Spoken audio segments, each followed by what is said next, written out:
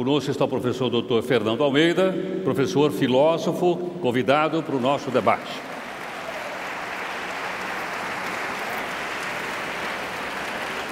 E para debater também conosco, mais um convidado, é o psicoterapeuta médico Dr. Flávio Gicovati.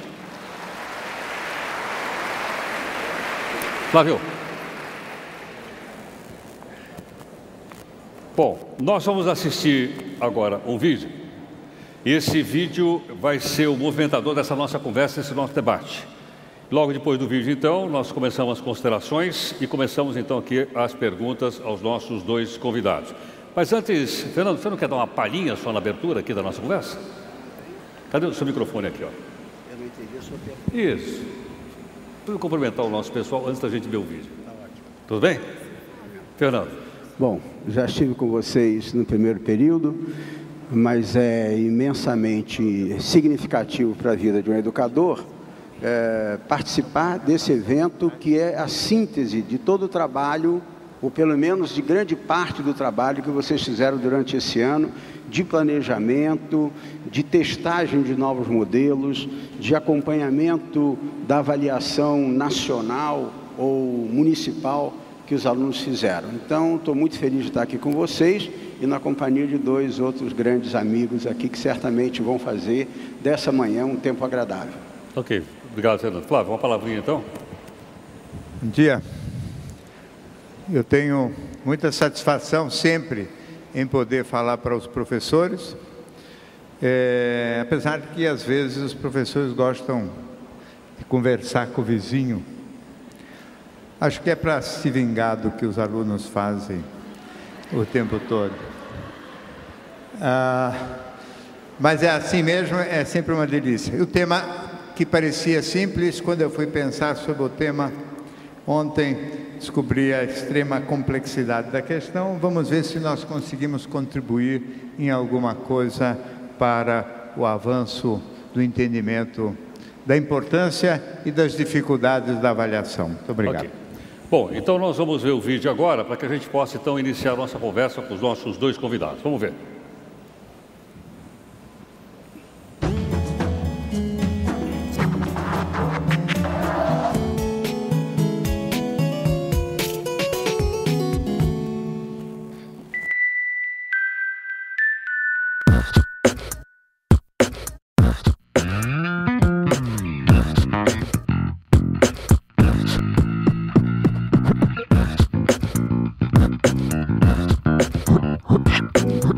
Olha, é difícil realmente avaliar. Quem não tem medo de errar? Será que é isso mesmo? Não, é isso. Aí não, vai que não é. Porque a gente tem medo de ser injusta. Eu só sei que tô certo depois quando eu faço errado. Porque a gente às vezes não tem parâmetros, né, pra comparar. A cada momento você está agradando uma parte e desagradando a outra. Dificilmente o árbitro ele consegue sair de um jogo agradando os dois lados, né? E o árbitro ele não está para agradar ninguém. Por exemplo, eu faço um serviço, eu não sei se eu consegui agradar ele. Então é meio, você fica naquela expectativa. Será que eu vou receber um elogio ou uma crítica? E aí vai muito também do critério subjetivo da sua formação pessoal, porque o juiz, ele não deixa de ser um cidadão da sua sociedade, onde ele vive, onde ele tem a sua família. Você avalia enquanto você está fazendo, quando você termina, você fala, puta, mandei bem, foi isso mesmo, eu explorei melhor que eu pude a situação, explorei melhor que eu pude o relacionamento com o fotografado. Depois você vai reavaliar de novo quando você mostra lá para o editor, você vai reavaliar de novo quando ela é publicada, você vai reavaliar de novo em 5 semanas, 5 anos, 50 anos depois, quando você estiver mexendo nas suas coisas e cruzar com a mesma foto, e cada hora vai ter um peso. Você vai lidar com a avaliação de uma forma diferente. O salto com avaliação não é uma pessoa que está me avaliando, né? Acaba sendo uma avaliação, acho que, de mim mesma, assim, do que eu fiz no treino e se isso está funcionando, né? Se eu estou indo pelo caminho certo. Como, por exemplo, a ginástica artística. Alguém está lá te avaliando. Então, acho que é muito mais complicado do que uma coisa que depende só de mim, né? Porque depende dos outros também. Qual que é a opinião dos outros, a ginástica artística? Para mim, é um critério subjetivo, por exemplo, é o gosto do paciente. o paciente gostar ou não. Porque apesar da gente estar trabalhando com saúde, ter critérios muito objetivos de avaliação, esse critério subjetivo que é o gosto ou não gosto do paciente é absolutamente importante. Às vezes o passageiro ele te dá um sinal ali, você para um pouquinho adiante, ele entra aqui dentro do ônibus bravo. Ele voltar, te dei sinal ali atrás, você me parou aqui. Aí eu posso estar julgando aquele passageiro como seja um passageiro mal educado. Só que lá atrás, eu não sei o que está acontecendo com ele. De repente pode ser um problema na família dele, ou pode ser que ele está atrasado para chegar no serviço. Fazer uma novela que eu fiz há um ano atrás, eu peguei os DVDs só das minhas cenas e fiz uma sabatinona. Fiquei um dia inteiro só vendo meus DVDs do começo ao final. Eu não cortei os pulsos porque eu sou um fraco. Porque senão facilmente eu teria pulado da janela. A gente acaba se cobrando muito, né? E esse compromisso sempre com o êxito, de dar sempre o melhor, às vezes frustra um pouco. Você mesma acha que poderia ter dado mais. É muito difícil balizar o que cada um quer, o que cada um espera de você, o que cada trabalho vai exigir. Porque às vezes do sofá eu costumo dizer que quando eu estou na minha casa, sentado no sofá, e essa semana eu tive a oportunidade porque eu não trabalhei no meio de semana, eu assisti muitos jogos essa semana e durante essa semana eu não errei em nenhum lance. Quando eu sou o árbitro do sofá, né, o árbitro do controle remoto, eu sou um árbitro infalível.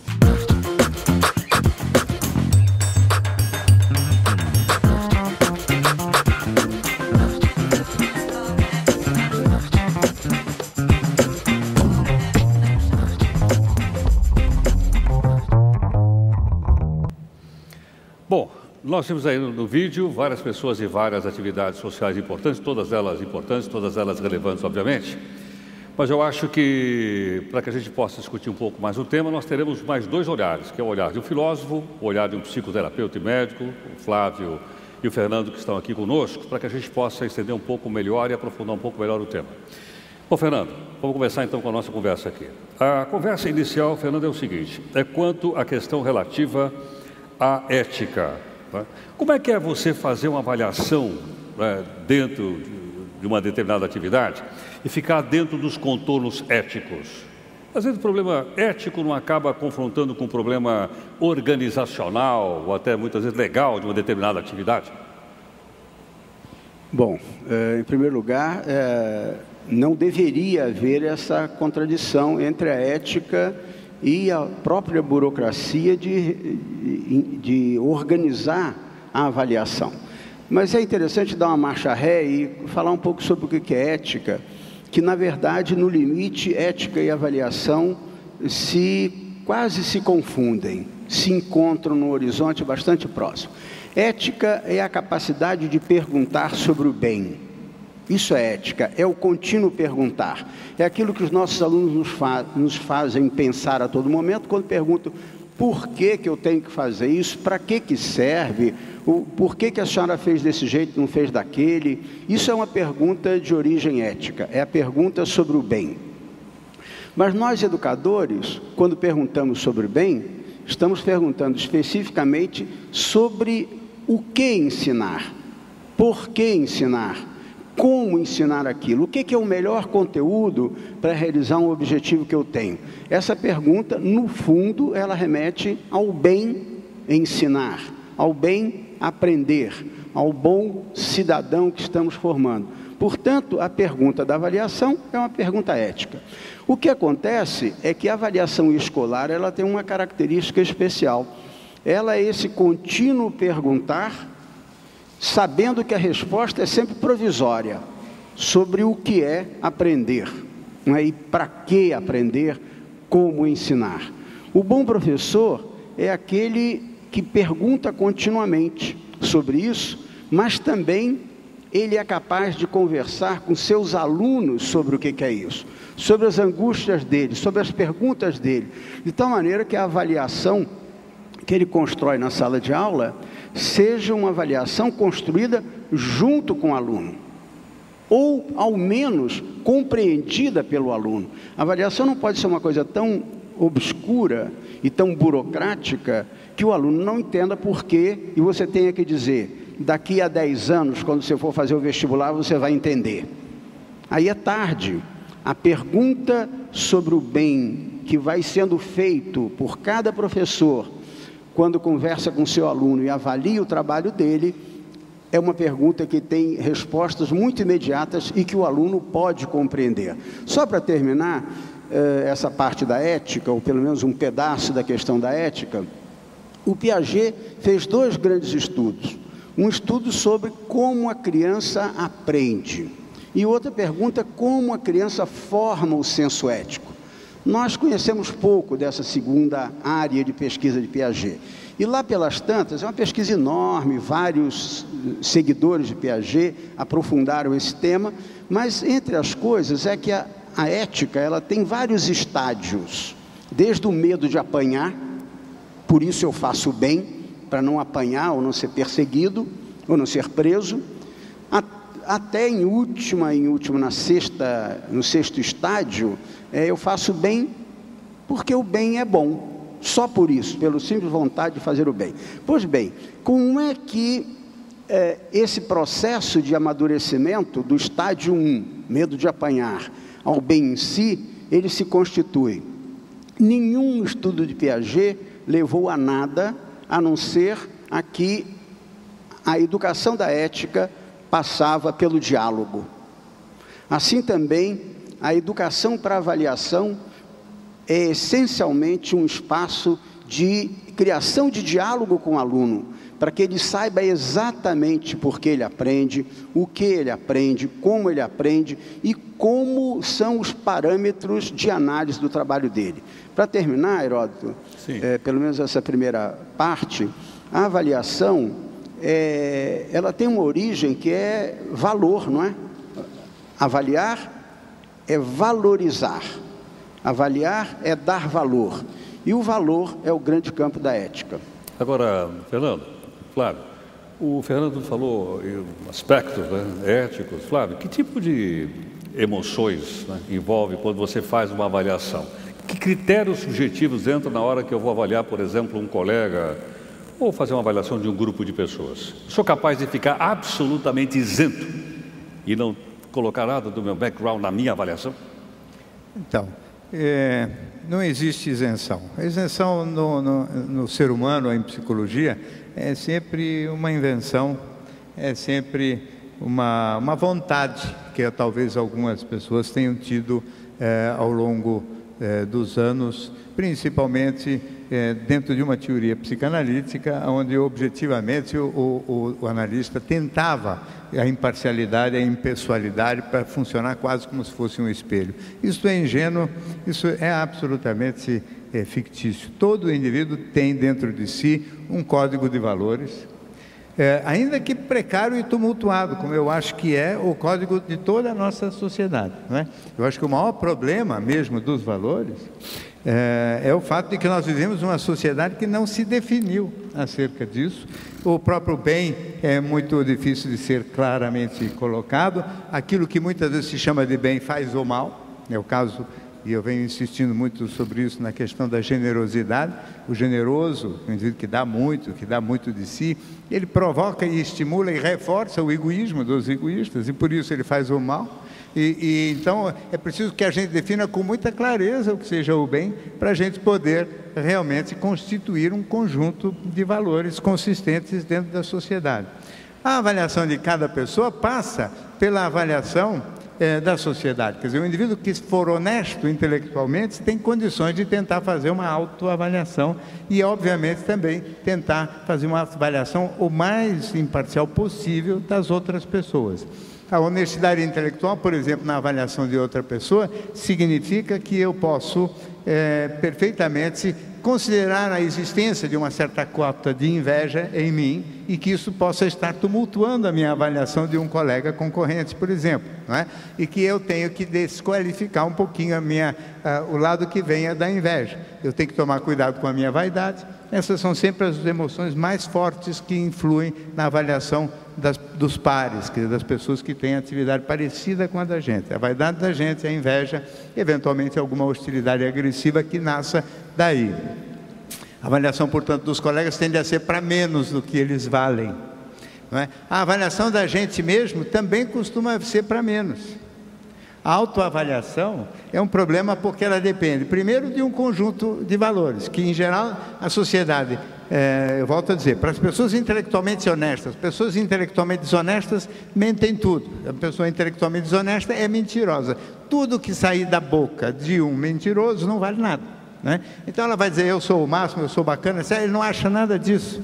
Todo indivíduo que faz essa autopromoção e que se vangloria muito de si mesmo é mentiroso. E, como tal, ele não tem importância nenhuma o que ele está falando, porque não é o que ele acha dentro. Quando o indivíduo fala aquilo que ele acha, o que não é obrigatório, porque a invenção da mentira é um dos maiores problemas da nossa história, vamos dizer assim, cultural, né? Quando o indivíduo fala aquilo que ele acha, quase sempre ele usa como referência os melhores padrões da sociedade, os mais rigorosos e os mais consistentes.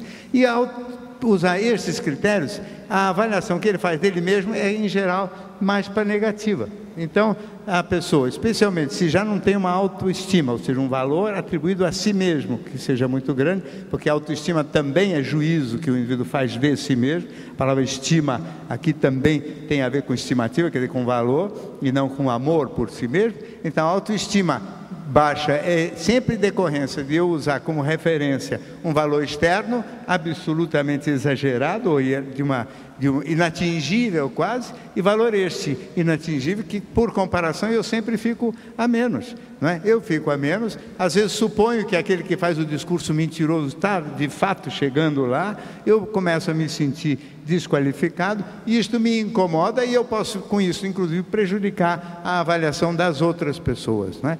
A pessoa quase sempre tem um juízo de si menor do que aquele que é justo, um juízo das outras pessoas um pouco maior do que o merecido. Então, eu sempre digo isso, que a melhor forma da gente saber qual é o valor efetivo da gente é a gente fazer uma média aritmética entre o que a gente acha e o que a gente vê que os outros acham da gente, né? Também não pode ser uma coisa que a gente viaja sozinho e varia e avalia segundo critérios os mais faraônicos, porque isso não existe. Eu não posso chegar e dizer, eu sou um gênio, né? É preciso que alguém fale que eu sou um gênio, né? Eu não posso me definir como tal unilateralmente. Eu preciso ser avaliado para poder ter essa qualificação. E eu preciso avaliar da forma a mais honesta possível. A honestidade não é impessoalidade e não é ausência de emoções. É levar em conta a minha inveja, a minha vaidade e quanto isto pode estar ou meus sentimentos de amor, até de raiva, quanto os meus sentimentos podem estar prejudicando. Porque o amor, por exemplo, também, no encantamento inicial, costuma valorizar demais a outra pessoa, né? E depois existe aquela decepção que é fruto exclusivamente de uma avaliação anterior mais alta do que a devida. Fernando, você concorda com o Flávio quando ele diz que no momento que nós fazemos a avaliação, a gente, entre outras coisas, ele diz o seguinte, a gente toma sempre como parâmetro as melhores coisas da sociedade? Bom, do ponto de vista da psicologia, eu passo para ele a análise, mas, de alguma forma, um dos grandes objetivos do ser humano, de manter-nos vivos, não é só a sede, a fome, a sexualidade, mas é também o desejo do reconhecimento social. A escola é o grande momento em que não só eu sou reconhecido como alguém que consegue aprender história ou física, etc., mas eu sou reconhecido, é a primeira agência social que reconhece aquele cidadão como alguém capaz de trabalhar em conjunto, de fazer diálogo, de ser bem vestido, de ter regras de comportamento e de relacionamento com as pessoas. Então, nesse sentido, a avaliação é a alma da escola. Eu vou exagerar um pouco, mas assim, tão importante quanto a aula é a avaliação.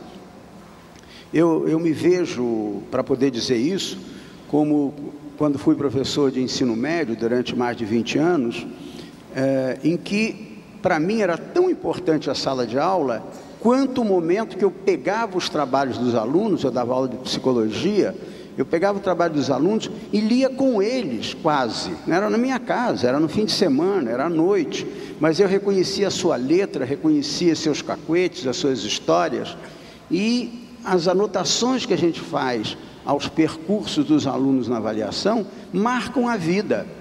eu tenho, os meus alunos me contam que vários deles têm as avaliações que eu fazia enquadradas num quadro com moldura na casa dele, no quarto dele. Por quê? Não porque a avaliação fosse elogiosa, mas pelo respeito que se podia ter àquela figura, mais do que aquela inteligência e aquela capacidade de reflexão ou de escrita. Então, me parece que passa pelo sentimento, sim, a avaliação é um ato de sentimento, também profundo, com todos os riscos de nós termos sentimentos ao fazermos um trabalho cujo foco principal não é o sentimento, é a aprendizagem. Embora a gente saiba que não há aprendizagem sem sentimento. Mas tem que tomar cuidado para também a gente não escorregar num caminho perigoso, que é transformar a avaliação num ato de gosto ou não gosto. Claro. A pergunta aqui é o seguinte: que implicações padrões de comparação teriam para o máximo desenvolvimento da potencialidade do indivíduo?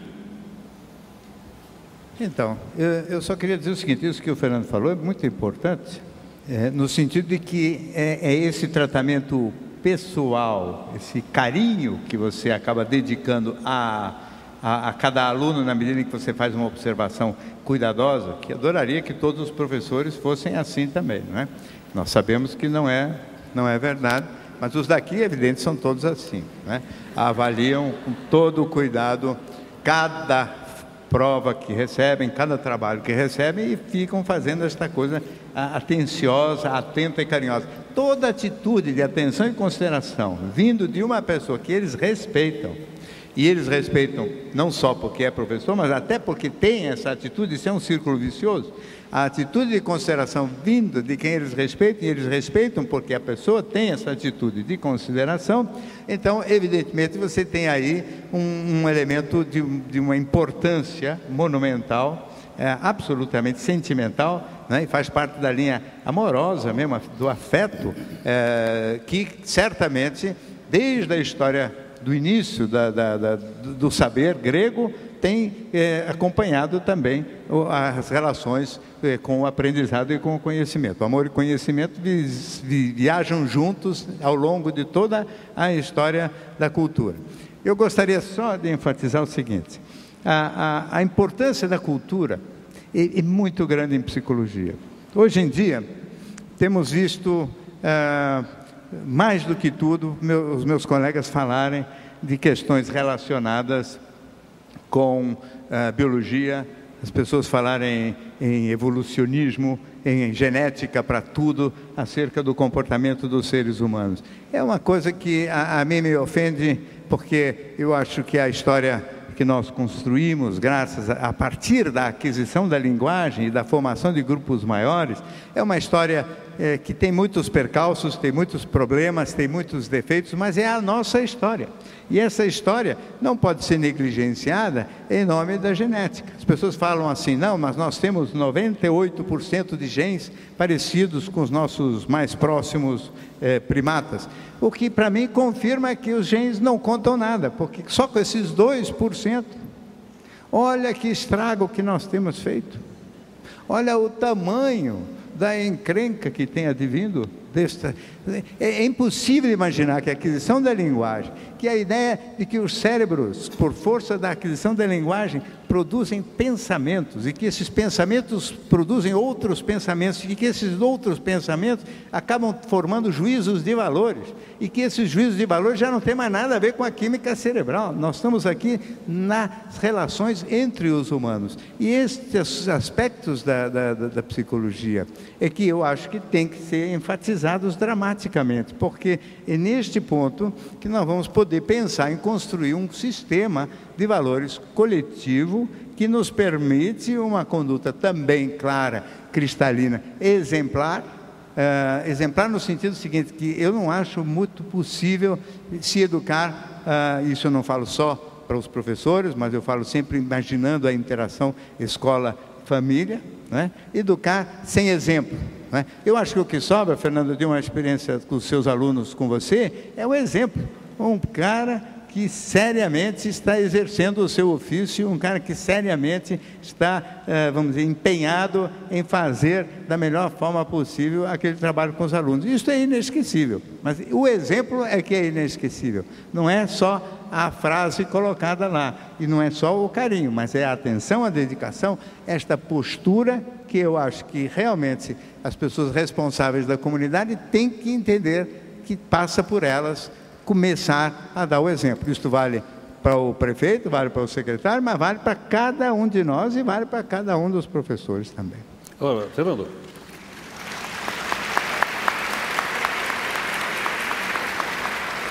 Fernando, essa pergunta é uma provocação. A pessoa que avalia também deve ser avaliada? Só um minuto, eu estou fazendo essas caretas aqui, porque se eu não olhar ele falar, eu não entendo nada do que ele fala. Nós estamos com um problema de ouvir aqui, eu acho que o Fernando está com o mesmo problema do que eu, não? De não entender exatamente o que um fala. Que era uma provocação que ele ia me fazer, se a pessoa que avalia tem que ser também avaliada. Sim. Depois você vai responder também, Flávio. Tá bom. Tá bom? Fernando. Se a avaliação tem na sua base a pergunta sobre o bem, o que é bom, o que é melhor, o que formará um país, o que forma a felicidade das pessoas que estão sob nossa coordenação naquele momento, felicidade intelectual que seja, felicidade do aprender, do conhecer, mas felicidade, o diálogo é fundamental. Portanto, a avaliação mútua é base da avaliação ética. Não há avaliação sem que haja uma espécie de triângulo avaliativo, embora isso não seja um diálogo, seja um triálogo, mas é a capacidade que eu tenho obrigação de dizer ao meu aluno o que eu penso sobre sua evolução. Ele tem eu tenho obrigação de dar espaço a ele, para ele dizer quanto que eu fui parceiro dele ou não parceiro naquela evolução. E ele tem que ter também a capacidade de entender quanto ele avaliou, quanto ele evoluiu, independente de mim.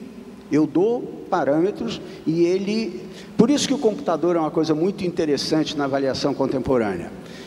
O computador, nem todos os programas, mas cada vez mais os programas educacionais são assim, eles deixam um rastro no processo cognitivo do garoto. O garoto pode voltar atrás e perceber a velocidade, os equívocos, onde ele buscou o outro, onde ele trabalhou sozinho, quanto ele evoluiu. Aí a autoavaliação é a coisa mais simples. Se tem história, tem autoavaliação. Se não tem história, não tem.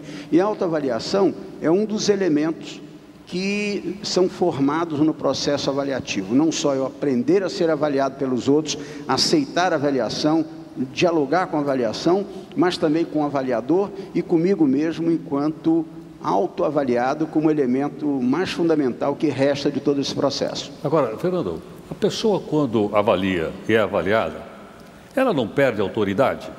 Ganha. Ganha. Vou contar por quê. Nesses tempos que eu trabalhei em escola de ensino fundamental, 25 anos eu fui coordenador pedagógico de uma escola, lá o que acontecia? Os melhores professores eram aqueles que, quando tinham feito um erro numa questão, ou tinham corrigido mal, e voltavam atrás, dizer, eu errei na formulação dessa questão, ele era muito mais respeitado do que aquele turrão que ficava insistindo, descontava ponto e etc. Não, errei a questão por causa disso, vamos avaliar, o jeito como eu não só formulei a questão, como corrigi, foi equivocada. Essas pessoas, eu me lembro delas, entre elas Carlos Faraco, que é uma pessoa que vocês conhecem, tem uma das maiores gramáticas da língua portuguesa. O Carlos Faraco não tinha problema nenhum em reconhecer um erro de questão sua, refazer e mostrar a origem daquele erro para os seus alunos. Isso lhe dava uma autoridade que nenhum outro tinha com relação ao processo de avaliação.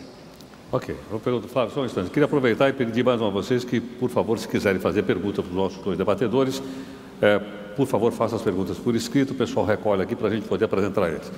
Flávio, deixa eu refazer a pergunta. A mesma que eu fiz com o Fernando? Eu queria responder essa mesma. Quer responder? Mas eu quero saber pelo aspecto emocional. Eu não sei separar esses aspectos assim. Você botou uma parede aqui assim que... Bom, estou vendo parede nenhuma. Não tem parede nenhuma, então aqui nós vamos desorganizar. Eu estou me metendo nas coisas dele e ele tem o direito de se meter igualmente nas minhas. Claro.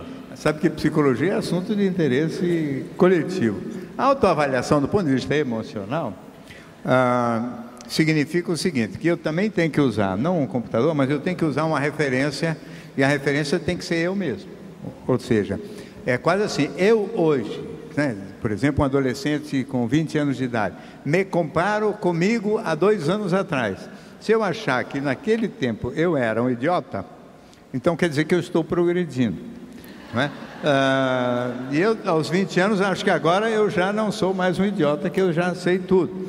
Mas aos 21 eu vou ter que de novo achar que eu era um idiota aos 20 anos de idade. Então isto é sinal de que se está ultrapassando etapas e realmente fazendo uma caminhada. Não é? Essas pessoas que sentem que estão hoje melhores do que antes, ainda que sempre precisando mais coisas para avançar, sempre precisando alcançar avanços, eu estou falando de autoestima, de autoimagem, de maturidade emocional, moral, quer dizer, de entendimento das coisas da vida. Não estou falando de alcançar projetos e resultados externos, né? Nós vivemos uma sociedade, uma cultura que valoriza muito as conquistas externas e a psicologia valoriza essencialmente aquilo que são aquisições subjetivas, o que eu consigo fazer hoje a mais e melhor do que eu fazia antes, como ser humano. Se eu sou capaz de ser mais carinhoso, se eu sou capaz de controlar melhor meus impulsos agressivos, se eu sou capaz de ser mais, vamos dizer, sofisticado no entendimento das questões interpessoais, das questões da existência, que eu sou capaz, portanto, de ser uma pessoa mais adequada à circunstância e mais feliz e me sentindo mais sereno, mais em paz.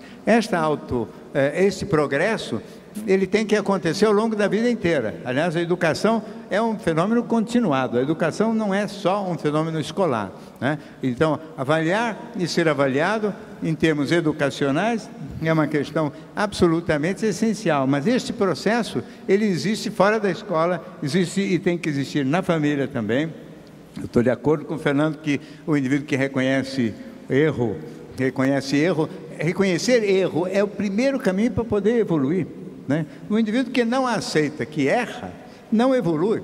Aliás, todo indivíduo que é encalhado é o tipo que sempre que acontece alguma coisa errada, tem o dedo apontado para fora. Quem foi que errou? Ele nunca errou, né?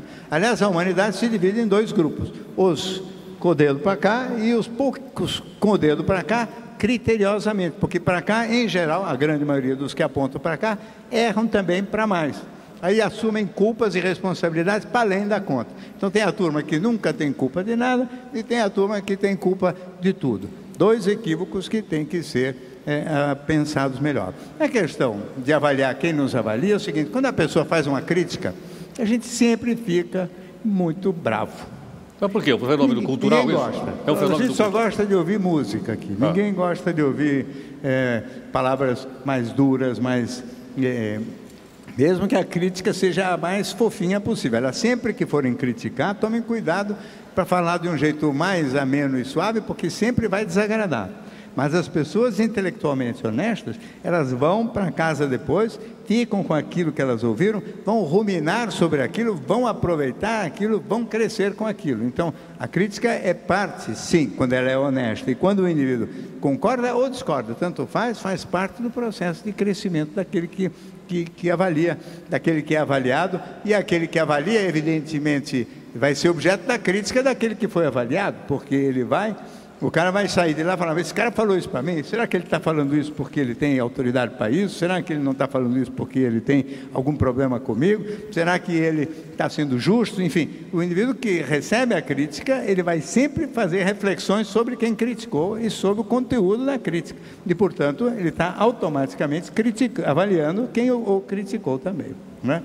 E avaliando quem o avaliou. Eu acho que o processo é interativo, é rico para todo mundo, desde que tratado num clima de respeito e consideração, que, infelizmente, muitas vezes sai principalmente em família, e muitas vezes nas escolas também, infelizmente se sai deste nível considerado para uma coisa mais grosseira, mais mal criada, mais virulenta, aí perdeu-se todo o trabalho. Agora, Fernando, queria perguntar o seguinte a você. Há uma resistência cultural nossa, enquanto civilização brasileira, devido ao nosso processo de desenvolvimento da nossa sociedade, de construção da nossa sociedade,